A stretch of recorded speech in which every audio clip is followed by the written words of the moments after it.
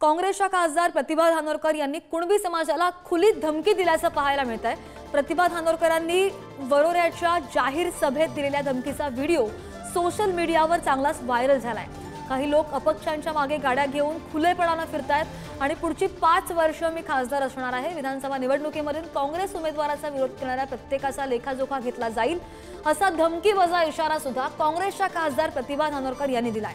त्यांच्या या वक्तव्यावरून कुणबी समाजामधून संताप व्यक्त होऊ लागलाय आणि वरोरामधून त्यांचे भाऊ प्रवीण काकडे काँग्रेसचे उमेदवार आहेत, तर धीर अनिल धानोरकर यांनी बंडखोरी करत वंचित बहुजन आघाडीकडून अपक्ष अर्ज दाखल केलाय। अनिल धानोरकरांचा प्रचार करणाऱ्यांना त्यांनी हा धमकीवजा इशारा दिल्याचं पाहायला मिळालं।